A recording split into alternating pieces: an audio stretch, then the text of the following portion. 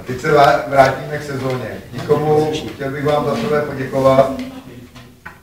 Dokopná je od toho, v tom směru, že jste udělali za ten rok nebo za tu sezónu jste udělali nějakou práci. Tu práci jste odvedli ne na podzim, ale odvedli jste ji na jaře. Proto bych vám chtěl především poděkovat a přesně tak, jak jsem řekl, že když bylo na podzim 5 lidí na trénink, tak jako s tím se nedá nic dělat. Aby prostě 5 lidí prostě chodilo pravidelně, nebo 6 a zbytek chodil, jednou přijde ve čtvrtek, jednou přišel prostě ve středu, takže jako na to nervy jsem jako potom jako já. Takže jaro vám vyšlo senzačně a za to bych vám já osobně chtěl poděkovat, protože se tady jmenovala nějaká parta a šli jste do toho, až potom teda zápas Řitní, který si myslím já, jsme jako my dost jako podcenili, nebo jste si, oni z nás měli strach, takže prostě trenér je napulsoval a oni na nás vytí jak tajfun a vy jste jenom koukali. Pak zase byl super zápas Hrdince Roubí, kdy teda zase vy jste vylítli nahoru, oni vás podcenili a tak dále a opravdu to jste hráli jako život a klobouk dolů. Pak zase, že jo, dobře, jeli jsme do Kaplice a tam byla moje chyba, že jsem vám řekl, že chápu to, že jste unavený, měl jsem si špič, vole, tu malou šatnu, si řekl vám drží a měli jste fungovat. Přitom, jako potom, když už se to teda jakoby vytahlo, tak góly jsme mohli dát, že jo, Veno?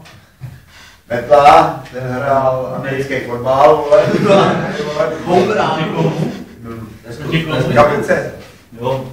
Protože tam, kdybychom dali na 2-2, což bylo úplně ideální, to prostě pro mě, tak vám říkám, že se srali, takže jsme možná ještě s nějakým budovým diskem odjeli. No tomu věřte, to tam říkali všichni, že kdyby ten gól jsme dali, takže oni začnou pašit. To se mám propít ruku. Pak jsme měli zliv, vedli jsme, poločas, to říkám, hrajte, pak dostaneme 3 minuty před koncem kola. Oni byli šťastní, že uhráli remízu. Samozřejmě pak jsme jeli do Slidu, tam jsme neměli teda, díky teda tomu, že Ondra se zranil, nebo že ho chytli ty záda a nebylo se Sternada. Tyhle lidi, kdyby byli prostě stabilně na place,